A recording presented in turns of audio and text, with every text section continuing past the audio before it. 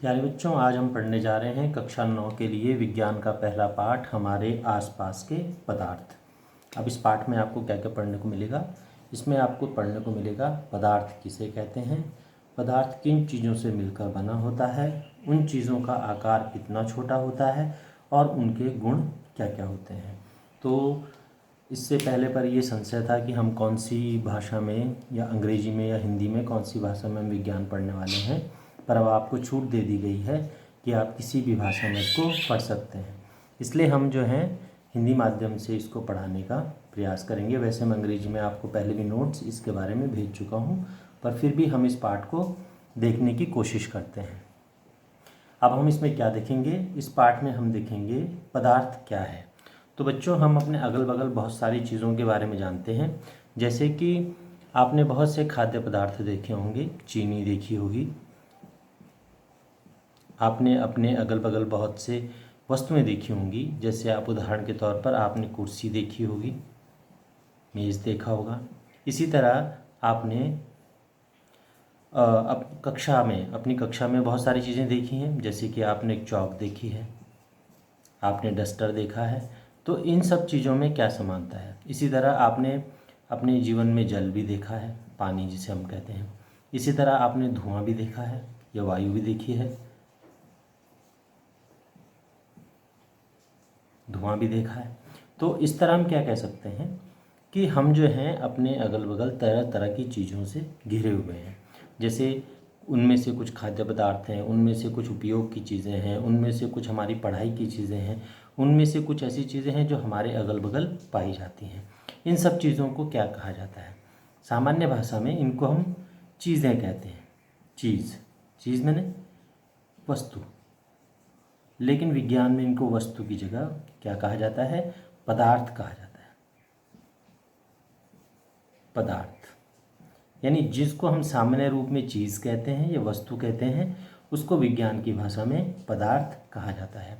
तो हम सामान्य रूप से कह सकते हैं कि हम अपने अगल बगल तरह तरह के पदार्थों से मिलकर तरह तरह के पदार्थों से घिरे हुए हैं। जैसे कि चीनी हो गया, कुर्सी हो गया, चौक हो गया, जल हो गया, धुआं हो गया। इसी तरह आप बहुत सारी चीज़ें, एक लंबी लिस्ट आपके पास है, जिसमें अगर आप नज़र डालेंगे, जिस कमरे में आप बैठे हैं या जिस जगह पर आप बैठे हैं उस जगह पर आप नज़र डालोगे तो आपको कई चीज़ों के नाम वहाँ पर दिखाई देंगे। तो बच्चों, हम जो है वास्तव में हमारी जो दुनिया है या हमारा जो ब्रह्मांड है या फिर हमारी जो पृथ्वी है, वो वास्तव में पदार्थों से मिलकर बनी है। जो हम अपने अगल बगल का संसार देखते हैं सारा, वो पदार्थों से मिलकर ही बना है। अब विज्ञान में पदार्थ किसको कहेंगे। वैसे तो हमने कह दिया कि हर चीज़ पदार्थ है, परंतु अगर आप इसमें कुछ देखते हैं तो चीनी जो है वो ठोस अवस्था में पाई जाती है, कुर्सी भी आपकी ठोस है, चौक भी आपकी ठोस है, परंतु पानी द्रव है और धुआं जो है वो गैस के रूप में आपको देखने को मिलता है। तो इसका मतलब ये है कि पदार्थ किसको कहा जाए, क्यों हमने इसको भी पदार्थ कहा, इसको भी पदार्थ कहा। तो इसकी कोई एक निश्चित परिभाषा तो अवश्य ही होगी। अब इसकी परिभाषा क्या होगी, इसका पता लगाने के लिए वैज्ञानिकों ने शुरू से ही बहुत सारे प्रयास किए, परंतु लास्ट में एक निश्चित परिभाषा इसकी प्रस्तुत की गई कि दुनिया में हर वो चीज़ जो कि क्या करती है, स्थान घेरती है और जिसका अपना कोई द्रव्यमान होता है, उसी को ही पदार्थ कहा जाएगा। यानी अगर किसी वस्तु को रखने के लिए आपको स्थान की आवश्यकता पड़े और उस वस्तु का स्वयं का कोई द्रव्यमान या भार हो, तो ही दोनों को मिलाकर क्या कहा जाएगा, पदार्थ कहा जाएगा। तो पदार्थ कहलाने के लिए किसी वस्तु में दो गुण पाए जाने जरूरी हैं। नंबर एक, उसको रखने के लिए स्थान हो। स्थान को अगर हम विज्ञान या गणित की भाषा में कहें तो उसका अपना आयतन हो। आयतन मतलब जितनी जगह वो घेरता है, तो वो जरूर जगह घेरे। और उसका अपना कोई द्रव्यमान हो, सामान्य भाषा में इसको भार भी कहा जाता है। तो वस्तु का आयतन होना चाहिए, वस्तु का द्रव्यमान होना चाहिए, तभी जाकर उसको पदार्थ कहा जाएगा। अब इसका मतलब ये है कि हर वो वस्तु जो स्थान घेरती है और जिसका स्वयं का द्रव्यमान होता है, उसको हम पदार्थ कहते हैं। तो हर वो चीज़ जो स्थान घेरे और जिसमें स्वयं का द्रव्यमान हो, उसको हम क्या कहेंगे, पदार्थ कहेंगे। इसका मतलब जो हमने ऊपर लिस्ट बनाई थी, चीनी, वो भी एक पदार्थ था, क्योंकि उसको रखने के लिए आपको डब्बा चाहिए, तो उसने स्थान घेरा। और चीनी का वजन होता है, आप बाज़ार से तौल के लाते हैं उसको। इसी तरह अगर आप जल का उदाहरण लें तो वो भी ऐसा ही है। क्या धुआं भी एक पदार्थ है? धुआं एक पदार्थ क्यों है बच्चों? क्योंकि धुआं या गैस जब आप किसी गुब्बारे में भरते हैं तो वो गुब्बारा फूल जाता है, यानी स्थान घेरती है वो, और अगर आप उसको तोलेंगे तो उसका कुछ ना कुछ वजन अवश्य आएगा। तो इसका मतलब ये है कि हर वो वस्तु जिसका अपना आयतन होता है और जिसका अपना द्रव्यमान होता है, अर्थात हर वो वस्तु जो स्थान घेरती है और जिसका स्वयं का कोई भार हो, उसको पदार्थ कहा जाएगा। तो चीनी, जल, धुआं, ये कॉमन चीज़ें हैं जो हम बता रहे हैं आपको। अगर आप अपने अगल बगल नज़र डालें तो आप पाएंगे कि आप वास्तव में किससे घिरे हुए हैं? पदार्थों से ही घिरे हुए हैं पूरी दुनिया में, और आपके अगल बगल पदार्थों की एक बड़ी संख्या है। अगर आप स्कूल में क्लासरूम के अंदर जाएंगे तो आप पाएंगे कि आपके पास चॉक भी है, आप पाएंगे आपके पास डस्टर भी है, आप पाएंगे आपके यहाँ ब्लैक बोर्ड है, आपका जो कमरा बना है वो ईंट का बना है, रेत का बना है, और इसी तरह से सीमेंट का बना है। इसी तरह से आपकी कुर्सी मेज वगैरह हो गया, आपके पास पेपर हो गया जिस पे आप लिखते हैं, आपकी किताबें हो गई, कॉपियाँ हो गई, पेन हो गया, पेंसिल हो गया, बस्ता हो गया, आपकी ड्रेस हो गई। तो ये सारी चीज़ें क्या हैं? पदार्थ हैं, क्योंकि इन दोनों में दो चीज़ें कॉमन, इन सब चीज़ों में दो चीज़ें कॉमन है। नंबर एक, इनका अपने ये स्थान घेरती हैं, यानी इनका अपना आयतन होता है। और नंबर दो जो चीज़ है वो ये है कि इनका अपना स्वयं का कोई ना कोई द्रव्यमान अवश्य होता है, इसी कारण इनको पदार्थ कहा जाता है। तो आयतन और द्रव्यमान से मिलकर ही पदार्थ बनते हैं। अब प्रश्न ये आता है कि आयतन और द्रव्यमान वस्तु के अंदर आता कहाँ से है? ऐसी क्या चीज़ होती है वस्तु में कि उसको आयतन भी दे देती है और द्रव्यमान भी दे देती है? तो इनको कहा गया कण। कण मतलब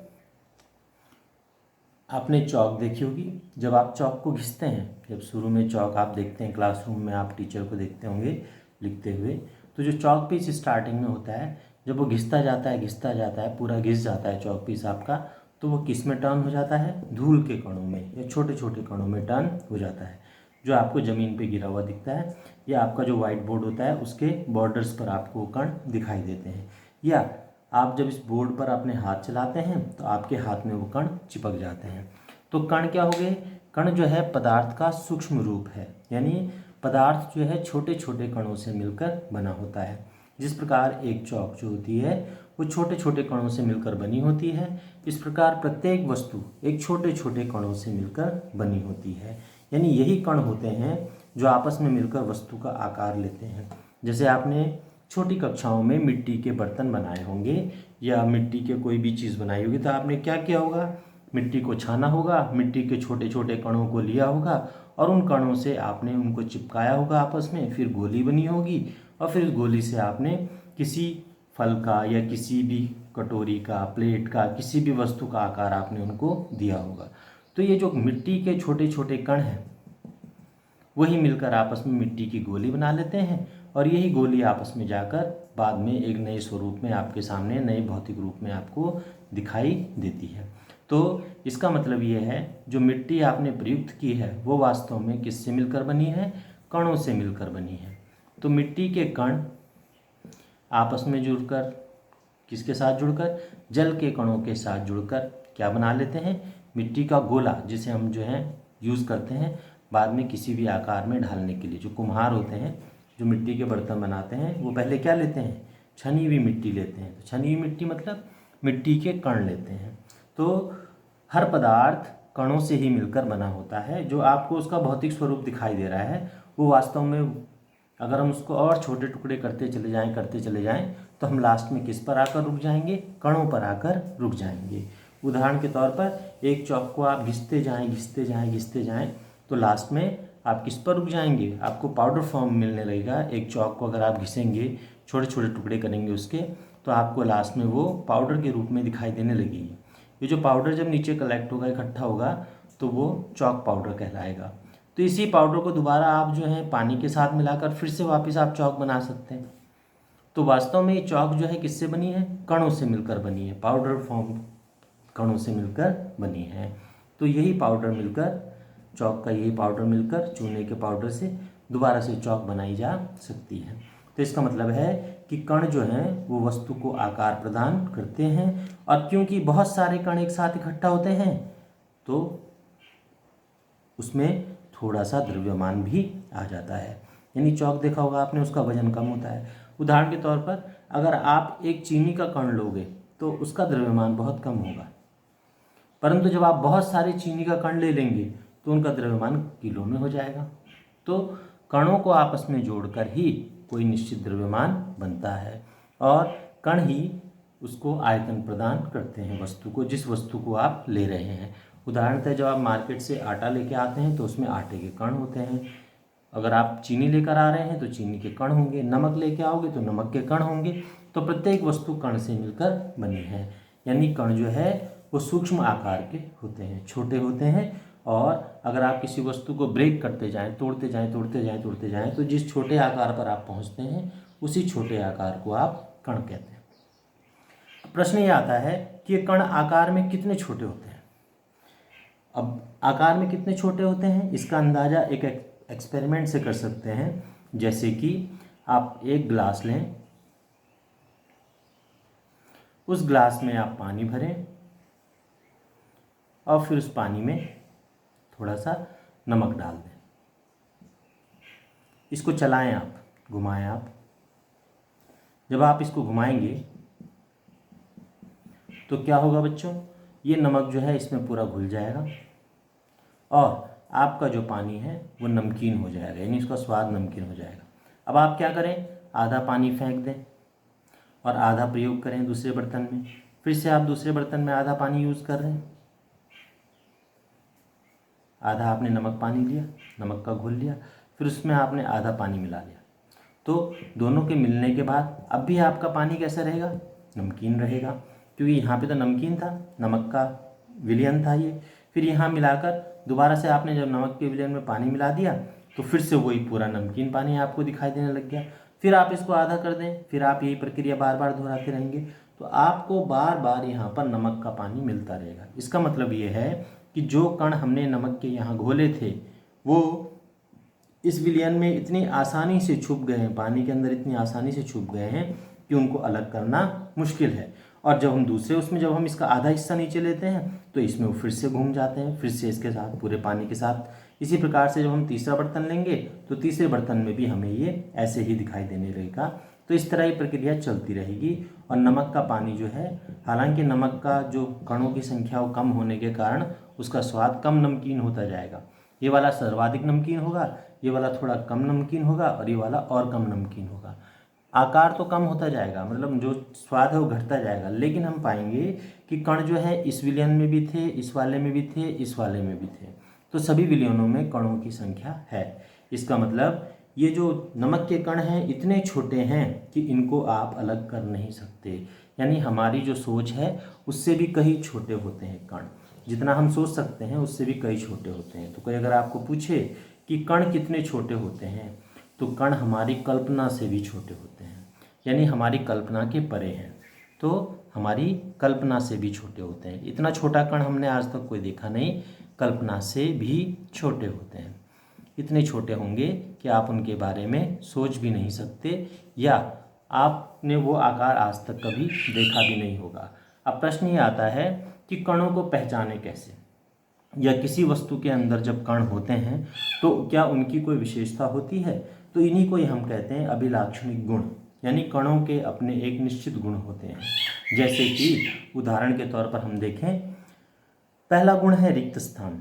यानी जो कण होते हैं वो आपस में चिपके तो होते हैं परंतु उनके बीच में कुछ न कुछ खाली जगह पाई जाती है। उदाहरण के तौर पर जैसे हम एक चौक का एग्जाम्पल ले रहे हैं, क्योंकि ये हमारे पास जीवंत एग्जाम्पल है, क्लासरूम के अंदर देखने को मिलता है। अगर हम एक चौक का छोटा सा टुकड़ा लें और उसके कणों का हम विश्लेषण करें, यानी हम उसको सूक्ष्मदर्शी से बड़ा करके देखें, तो हम पाएंगे कि चौक के कणों के बीच में अभी भी खाली स्थान है।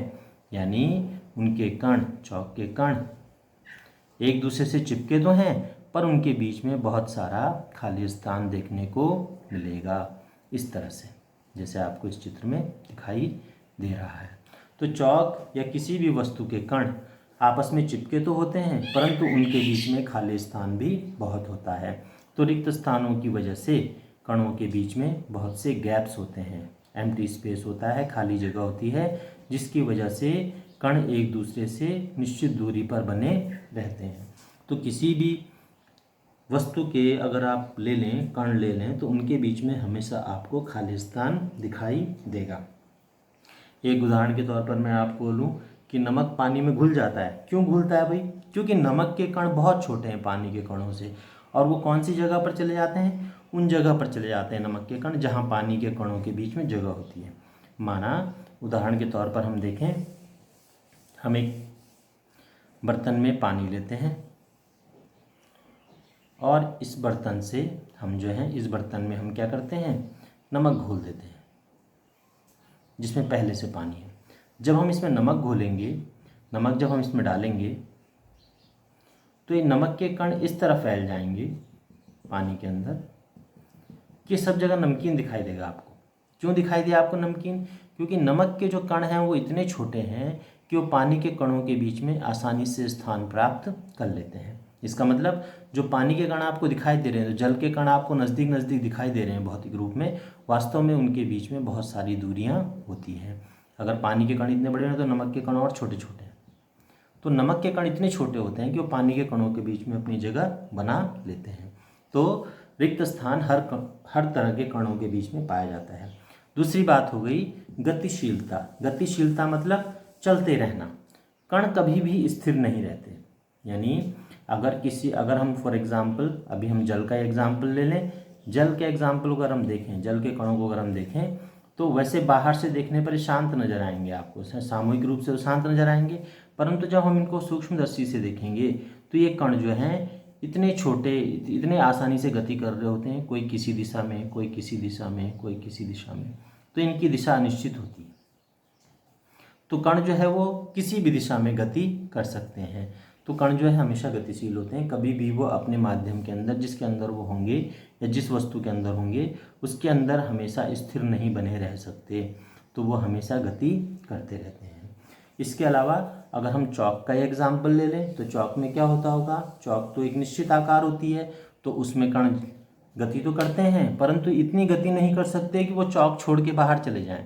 तो वो क्या करते हैं? चौक में, चौक के अंदर जो कण होंगे वो गति करेंगे, परंतु वो कण कैसी गति करेंगे? Only vibratory motion. यानी ये कण बाएं दाएं, ऊपर नीचे या आगे पीछे खिसक सकते हैं। तो ये अपनी जगह पर हिलते रहते हैं। ये कण बाएं हिलते हैं, दाएं हिलते हैं, ऊपर को हिलते हैं, नीचे को हिलते हैं, पीछे को हिलते हैं, आगे को हिलते हैं। तो इस तरह की कंपन गति ये करने को दिखती है आपको, कंपन गति। जबकि अगर पानी का केस लें तो उसमें जो गति देखने को मिलती है उसको कहते हैं ब्राउनियन गति। ब्राउनियन मतलब जिसमें कोई दिशा निश्चित नहीं होती। रॉबर्ट ब्राउन नाम के साइंटिस्ट के नाम पर इस गति को कहा जाता है। तो ब्राउनियन गति में कोई निश्चित दिशा नहीं होती कणों की, जबकि वाइब्रेटरी मोशन में या कंपन गति में वो कंपन फिक्स होता है, बाएं दाएं चल रहा होता है, आगे पीछे चल रहा होता है, या ऊपर नीचे चल रहे होते हैं कण। तो इस प्रकार कंपन जो है कणों में लगातार होता रहता है। तीसरी बात जो आती है वो है आकर्षण। तो बच्चों, कण जो है एक दूसरे के बहुत पास होते हैं, और पास होने की वजह से वो एक दूसरे को आकर्षित भी करते हैं। अगर हम चौक के कणों को ले लें तो चौक के कण आपस में एक दूसरे के बिल्कुल पास होते हैं। अगर हम कणों को बहुत सूक्ष्म रूप में देखें तो उनके बीच में रिक्त स्थान तो है, परंतु ये रिक्त स्थान इतना ज़्यादा नहीं है कि ये कण आपस में एक दूसरे को आकर्षित ही ना कर पाए। तो ये कण एक दूसरे को आकर्षित कर रहे होते हैं। ये इसको आकर्षित कर रहा है, ये इसको आकर्षित कर रहा है, ये इसको आकर्षित कर रहा है, ये इसको आकर्षित कर रहा है।